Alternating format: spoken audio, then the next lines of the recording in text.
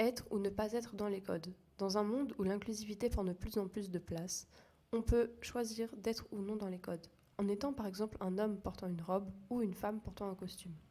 Mais le regard des personnes peut fortement influencer, surtout pour les hommes qui portent une robe, s'exposent souvent à des regards admirateurs ou au contraire de jugement.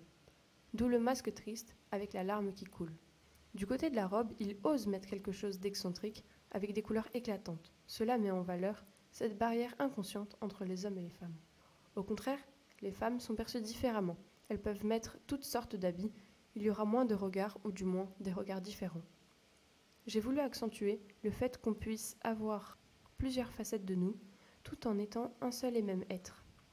Un côté qui ose mettre des vêtements plus volumineux, plus colorés, des vêtements qu'on n'a pas l'habitude de voir, l'autre qui se font plus dans la masse, plus discrets, avec des couleurs plus simples, plus passe-partout.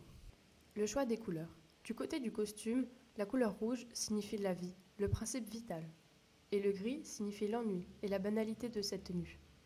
De l'autre côté, on y retrouve également du rouge, mais cette fois-ci, il symbolise l'excitation, le fait d'oser, d'apporter quelque chose d'excentrique et de nouveau.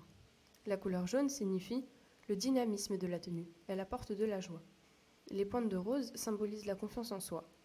On remarque que le orange est omniprésent sur la robe. Il permet d'établir le contact humain, le partage de ses valeurs, tels que le choix de comment on veut être vu, le choix d'être ce que l'on souhaite, et enfin le choix de porter ce que l'on veut, aux dépens des codes de la société, être ou ne pas être dans les codes.